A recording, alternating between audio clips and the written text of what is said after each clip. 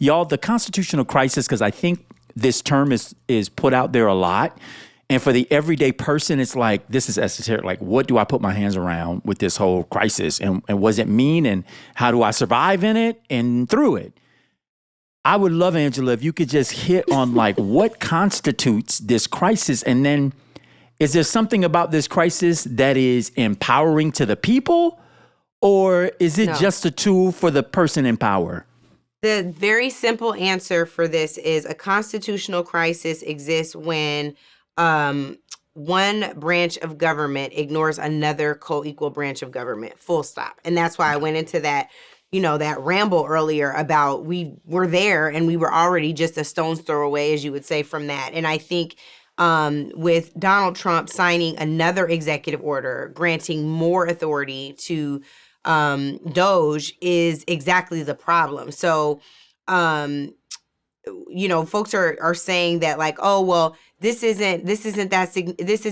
focusing on the wrong things because they're looking at all of the things that provide benefits to us, our safety net, but they're not looking at the Pentagon. They are about to look at the Pentagon. And in particular, this executive order that was signed is called an executive order implementing the President's Department of Government Efficiency, DOGE, Workforce Optimization Initiative. And they say that it's to make the workforce more efficient. Elon Musk was on TV yesterday, by the time this podcast airs a couple days ago, talking about how old the people are in Social Security, like just being so disrespectful. And I mean, I know we have a clip from him too, but the reason for the presser was to announce this executive order that grants them more authority, reducing the size of government, reducing the size of the federal workforce.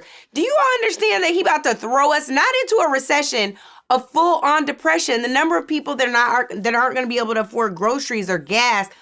Before I keep going down this lane, can we please run this Elon Musk clip? Because I think he got it all figured out, but he really ain't got nothing figured out. The people voted for major government reform. There should be no doubt about that. And that's what people are going to get. They're going to get what they voted for. What are the checks and balances that are in place to ensure that there is accountability and transparency? Well, we actually are trying to be as transparent as possible. In fact, we post our actions to the Doge handle on X and to the Doge website. And the kind of things we're doing are, I think, very, very simple and basic. They're not, what I mentioned, for example, about Treasury, just making sure that payments that go out, taxpayer money that goes out, is categorized correctly, that the payment is explained, that organizations on the do not pay list, which takes a lot to get there, that actually are not paid. These are not individual judgment decisions. These are about simply having sensible checks and balances in the system itself to ensure that taxpayer money is spent well. So it's got nothing to do with, like, say, a contract with some company of mine at all. But if there is a conflict of interest when it comes to you yourself, for instance, you've received billions of dollars in federal contracts when it comes to the Pentagon, for instance, which the president I know has directed you to look into. Yeah. Are you policing yourself in that? Is there any sort of accountability check and balance in place that would provide any transparency for the American people? Well, all of our actions are fully public. So if you see anything, you say, like, wait a second, hey, Elon, that seems like maybe that's, there's a conflict there. It's not like people are going to be shy about saying that. They'll say it immediately, Including you yourself. Yes. That ain't no damn accountability. He also is saying, like, that, the number of people who are working, all of these things where they're wasting money. Some of the stuff that he's throwing out there to justify these cuts are not even fact-based. They're just wrong. But I think at the end of the day, the part that I want to emphasize is that, for example, so now they're taking on the Department of Education before they even take on DOD, which, of course, has the largest amount of discretionary spending at over $800 billion. But they went into the Department of Ed and have cut 89 contracts. He's bragging about this, by the way. Y'all can follow all this on Doge on Twitter, and they have a website. Department of Education cut 89 contracts worth $881 million. They cut DEI training grants. That's diversity, equity, and inclusion. We should make them spell it out. 29 grants for $101 million. But again, they still haven't gone into DOD. I'm going to tell you, there is a place where there are folks on both sides of the aisle that talk about waste, fraud, and abuse, right? Especially at DOD. There would have been, I think, bipartisan support for this if it wasn't so egregious and violating what the law said. They have overhauled federal agencies that have been legislated, passed by the legislature, both chambers, signed into law, and Donald Trump has just been like, the hell with CFPB, the hell with the whole Department of Education, the hell with this, but I'm going to put DOGE in charge of all of you, and I'm going to give them unfettered access and power to do whatever. That is what dictatorship looks like. That is what a constitutional crisis looks like. And guess what? There would not be a constitutional crisis if the legislative branch, the folks who were carved out in Section 2 of the Constitution and told that they had the obligation, the right of appropriation, if they would simply stand up and say, oh, no, sir, you're treading on mine. You're treading on the wrong water right now.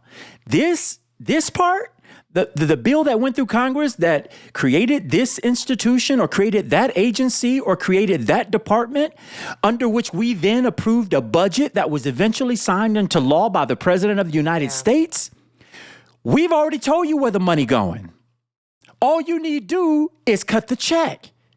And unfortunately, they're so feckless, they're so weak, they're so mealy-mouse, if you will, to take a term from my grandmama, about what they're doing. They're allowing this man to ride roughshod over them.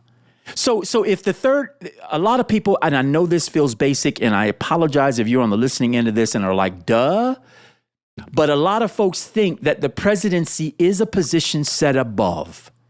And in some ways, the presidency is a position set above, largely because he's also the commander-in-chief of our armed services. It allows a very powerful quiver within his responsibilities or her responsibilities in the carrying out of the office of the presidency.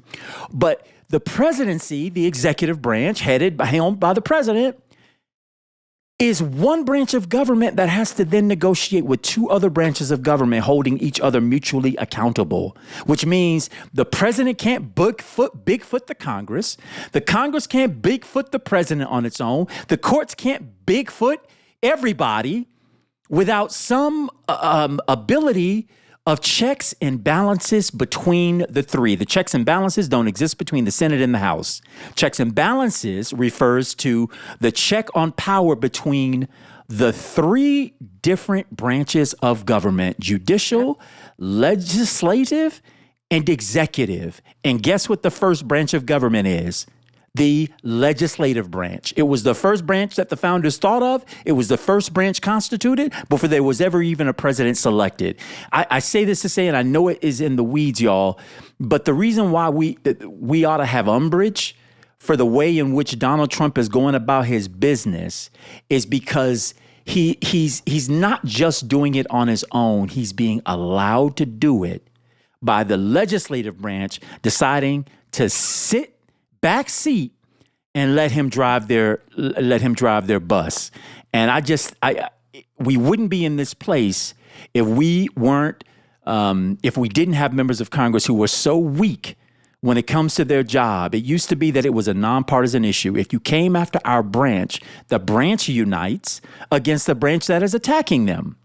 In this case, and that's what we should be challenging them to do. I think on our social media, we're going to put up the members. There are 29 vulnerable Republican members in mostly Democratic districts. We're going to put those up, encourage people to call. We're going to take a page out of Maxwell Frost's organizing book and make sure we encourage people to do that. I know one thing that Tiff really wanted to do before we end today was get to some of these questions. So I wonder if we should pivot to that. Let's do it. Go to the first one. Okay. Tiff? No, Tiff, what were you going to say? Oh, I just wanted to comment on the whole thing that you all were just talking about. Please. Constitutional crisis. And I think the second part of that question is, are we at a constitutional convention? We've seen this happen in the country numerous times. There was a great piece in the Times this week about the 3 previous times where our Constitution has been thrown into question and helped shape the government. The first time, of course, was the founding. The second time was Reconstruction. And the third time was the New Deal. And so the writer argues that this is the 4th time that this country will be faced with a reshaping. Will we stand in place and protect this Constitution, or will we bend the knee and let them reshape American government as we know it? And it looks like so far that we're bending the knee. I just wanted to get that point in. I love that, Tiff. The way. Can you send us the article? And then let's make sure, Nick, we should put that in a link for the audience to see as well. That sounds good. I want to read it. Native Land Pod is a production of iHeart Radio in partnership with Reason Choice Media. For more podcasts from iHeart Radio, visit the iHeart Radio app, Apple Podcasts, or wherever you listen to your favorite shows.